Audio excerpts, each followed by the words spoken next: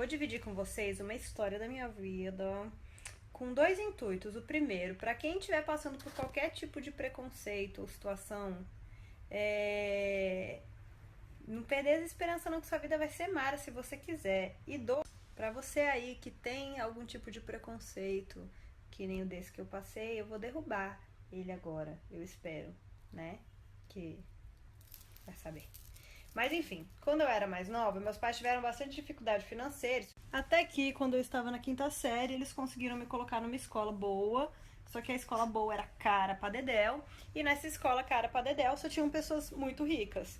E aí tudo bem. Só que assim, eu era diferente. Eu demorei pra ter material escolar, porque eles não tinham dinheiro pra comprar material escolar bem na época que eu entrei na escola, enfim.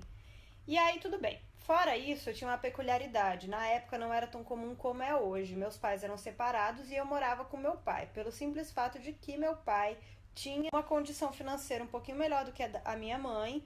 Então a gente se sentia mais segura estando com ele ali em casa. Se precisasse de alguma coisa, não precisava. Liga pro meu pai, vai com ele pegar um dinheiro, tal, não sei o quê. Então a gente falou, vamos ficar com o papai, beleza. Porque a gente gostava dos dois iguais. E nisso, além de eu ter essa condição financeira diferente do resto da escola, eu morava com meu pai. E isso era muito estranho na época. E aí as mães das minhas amigas, das meninas da minha sala, se reuniram e fizeram um complô. O complô era o seguinte: ninguém dormia na casa da Chantal. É proibido qualquer filha do complô a dormir na casa da Chantal. Todas as filhas eram minhas amigas. E eu mal podia dormir na casa delas, porque também elas não queriam que as filhas andassem comigo. E aí, quando as filhas perguntavam por que elas não podiam andar comigo, as mães falavam que eu era mau exemplo. Aí eu falava assim, tá bom, mas o que eu fiz pra ser mau exemplo? Eu sou ótima aluna, sempre fui primeira ou segunda aluna da sala. Eu não faço nada de errado, gente. Mas enfim, as mães nunca explicaram, eu continuava sendo esse mau exemplo. Outro dia desses até falei com uma menina que a mãe era parte desse grupo.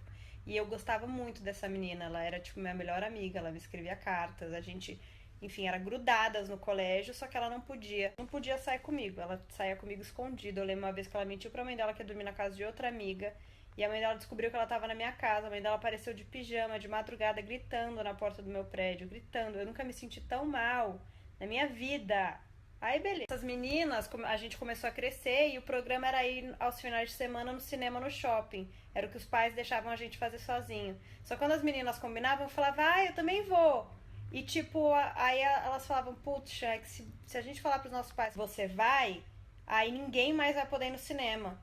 Tipo assim, minhas amigas queriam estar comigo. Só que as mães não deixavam de jeito nenhum. Se eu fosse estar no rolê, o rolê era miado. Entendeu? Porque eu era a sem condições financeiras e a diferentona que morava com o pai e não com a mãe. Aí, beleza. Nessa história toda, as meninas, as filhas, inclusive, lutavam com os pais, assim, pra eles deixarem as filhas ficarem comigo, fazerem coisas comigo. Tanto é que algumas raras vezes eu dormi na casa de alguém. Mas o ponto das mães era, não é possível que uma menina que mora com o pai e que já não tem condição financeira vai dar algo certo na vida. Essa menina aí não vai dar certo na vida. E há uns anos atrás, uns 3, 4 anos atrás, quando eu tava trabalhando na Schutz, com um cargo ótimo, empresa de capital aberto, eu não tinha nem formação pra fazer a profissão que eu exercia. Então, tipo assim, realmente foi muito suor mesmo. Eu batalhei muito, eu fui atrás de aprender, de fazer e tal. Enfim, eu tava numa condição muito boa profissionalmente, que era a preocupação maior dos pais, na verdade era isso aqui, né? E aí eu queria mandar e-mail pra mãe dessa menina, falando, olha como eu não sou mau exemplo não, tenho certeza que se eu fosse sua filha você ia ter muito orgulho de mim, porque meus pais têm muito orgulho de mim, porque eu ser criada pelo meu pai, eu não ter condição financeira não mudou em nada na minha vida, e muito pelo contrário, eu batalhei muito, nunca ganhei R$ 1 dos meus pais pra nada de trabalho, muito pelo contrário, desde criança eu ansiava muito em ajudar eles.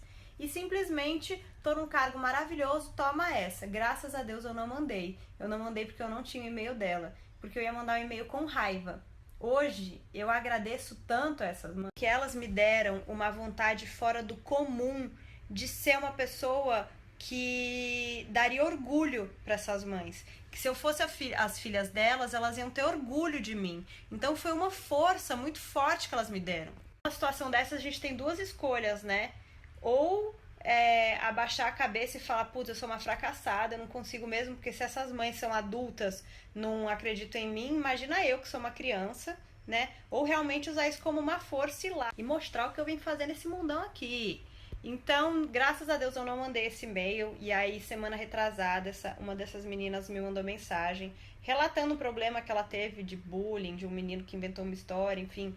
Nada a ver esse assunto da... Ela veio desabafar comigo. Realmente, nenhuma dessas amizades foi pra frente. Eu tenho elas até hoje, porque é muito difícil você andar com alguém que os pais não deixam, né? Que nem um relacionamento. É muito difícil você namorar com alguém, muito difícil, que os seus pais não apoiem. Não... Mas enfim. E aí eu falei, nossa, queria muito agradecer e tal. E essa minha amiga falou, quer dizer, né, que era minha amiga, falou, ai, nossa, a gente já falou muito disso. Minha mãe pede desculpas pra você até hoje, não sei o quê.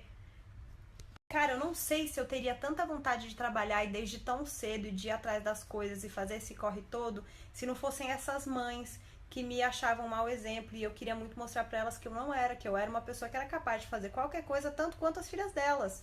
Então, se você aí tem um preconceito porque fulaninha não tem dinheiro de família, tira esse preconceito de você, porque isso não quer dizer nada sobre o futuro de ninguém, tá?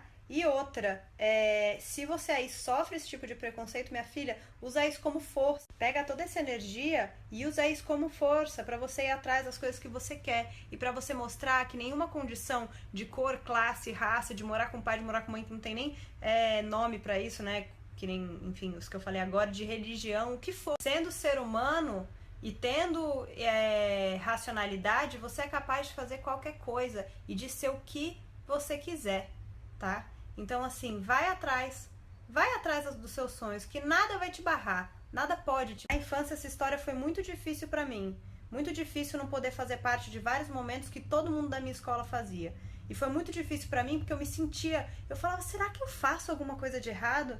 Mesmo sabendo que não, me dava um negócio. Mas foi mais uma coisa que se talvez eu não tivesse passado, igual eu fico falando pra vocês, de dificuldade, sempre tem uma coisa boa. Na hora talvez eu não conseguisse achar uma coisa boa nisso. Hoje, eu tenho certeza que me trouxe uma coisa muito boa. Porque até a desculpa de, é porque você mora com seu pai, pra mim caía muito por água abaixo. Porque se eu fosse a dona do Pão de Açúcar, se eu fosse fulaninha que tem 1 bilhão, que o pai tem 1 bilhão na conta, as mães iam querer que as filhas fossem na minha casa. Então, assim, foram 2 preconceitos.